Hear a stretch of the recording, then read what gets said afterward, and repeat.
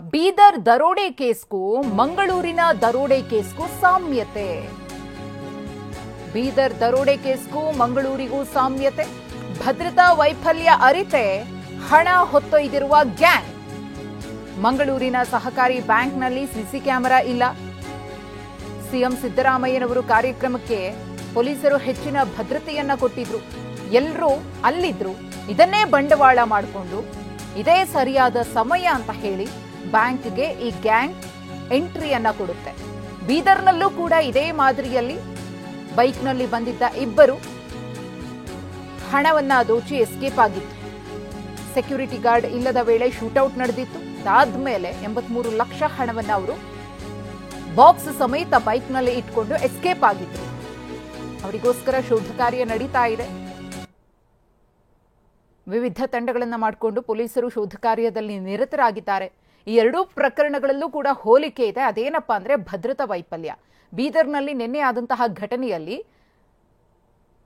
ಆ ಒಂದು ವ್ಯಾನ್ನಲ್ಲಿ ಹಣವನ್ನ ತಂದಿದ್ರಲ್ಲ, ಅದನ್ನ ಎಟಿಎಂಗೆ ತುಂಬಿಸೋಕೆ ಅಂತ ಹೇಳಿ ಗನ್ಮ್ಯಾನ್ ಇರಬೇಕು, ಜೊತೆಗೆ ಬ್ಯಾಂಕ್ನ ಒಬ್ರು ಸಿಬ್ಬಂದಿಯೂ ಕೂಡ ಇರ್ತಾರೆ, ಅವರು ಇರಲಿಲ್ಲ, ಭದ್ರತೆನೇ ಇರಲಿಲ್ಲ. ಏಜೆನ್ಸಿಯ ಸಿಬ್ಬಂದಿ ಬಂದಿದ್ರು, ಹಾಗೆಯೇ ಒಬ್ರು ಡ್ರೈವರ್. ಬಂದಂತಹ ಇಬ್ಬರು ದರೋಡೆಕೋರರು ಗುಂಡಿನ ಮಳೆಗರಿತಾರೆ.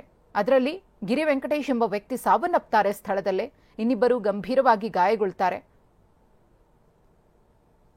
ಯಾರೂ ಇಲ್ಲ, ಗನ್ಮ್ಯಾನ್ ಇಲ್ಲ, ಸೆಕ್ಯೂರಿಟಿ ಇಲ್ಲ.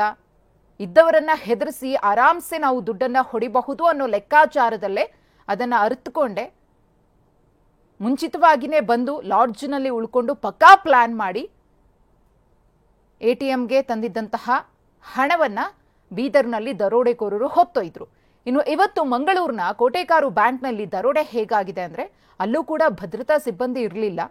ಅದಾದ್ಮೇಲೆ ಸಿಸಿ ಕ್ಯಾಮೆರಾ ವರ್ಕ್ ಆಗ್ತಿರ್ಲಿಲ್ಲ. ಇವತ್ತು ಸಿಸಿ ಕ್ಯಾಮೆರಾವನ್ನ ರಿಪೇರಿ ಮಾಡೋದಕ್ಕೆ ವ್ಯಕ್ತಿ ಬಂದಿದ್ರು. ಈ ಸಮಯದ ಒಳಗಡೆ ನಮ್ಮ ಕೆಲಸವನ್ನ ಮುಗಿಸ್ಕೊಳ್ಬೇಕು ಅಂತ ಹೇಳಿ ಪಕ್ಕಾ ಪ್ಲಾನ್ ಹಾಕೊಂಡು ಬಂದ್ರು.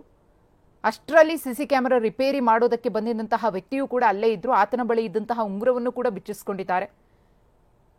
ಇದು ಈ ಎರಡೂ ಪ್ರಕರಣಗಳಲ್ಲಿ ಇರುವಂತಹ ಸಾಮ್ಯತೆ.